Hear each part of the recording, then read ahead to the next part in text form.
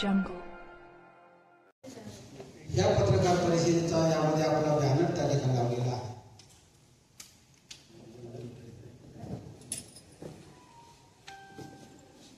सन्माननीय नेतृत्व माननीय गणेश नाईक साहेब यांचा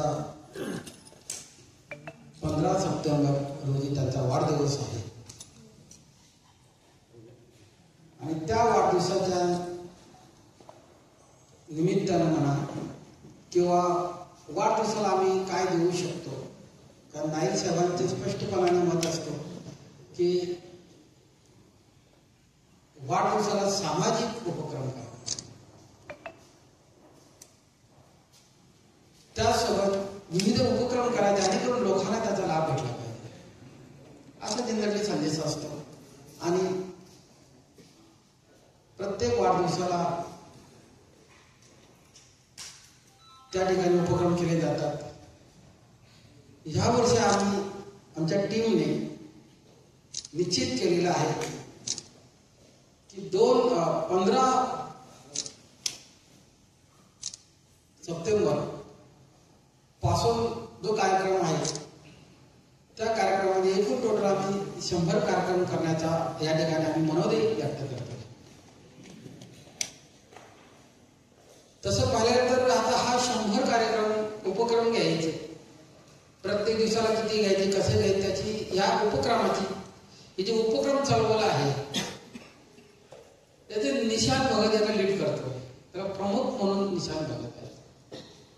त्यामुळे या कार्यक्रमाची पूर्ण रूपरेषा निशांत भगत देणार आपल्याला. त्यानंतर प्रश्न उत्तर होते, आपल्याला जे काय विचारायचे ते निशांत विचारा किंवा मध्ये अनेक असे शाळा कॉलेजेस आहेत ज्याच्यामध्ये लहान पोरांमार्फत चित्रकला स्पर्धा किंवा निबंध स्पर्धा भरून त्यांना ही त्याच्यामध्ये सामावून कसं घेता येईल.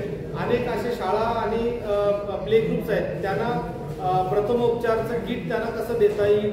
अशा अनेक उपक्रम आम्ही हे 100 उपक्रम असे याच्यामध्ये प्लॅनिंग केलेले आहे की जे 15 तारखेला चालू होतील.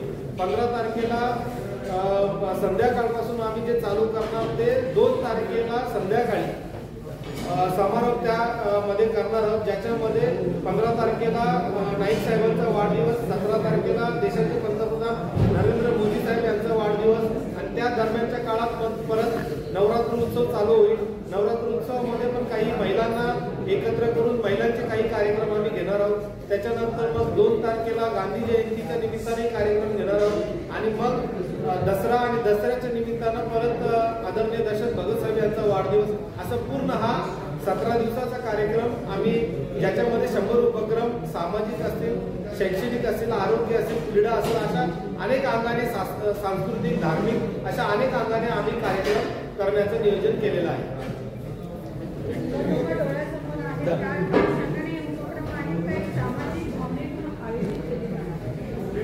नाही, निवडणुका असं काही नाही. म्हणजे जसं नानांनी मागाशी उल्लेख केला, दशरथ भगत साहेबांनी जसं उल्लेख केला की याच्या अगोदर पण अनेक कार्यक्रम राबवलेले होते, ज्याच्यामध्ये जसं डेव्हलपमेंट प्लॅन संदर्भात आम्ही रॅली काढली होती. प्रत्येक चौकामध्ये जाऊन पण आम्ही त्या डेव्हलपमेंट प्लॅन संदर्भात आम्ही लोकांना त्याच्याबद्दल जागरूक केलेलं होतं.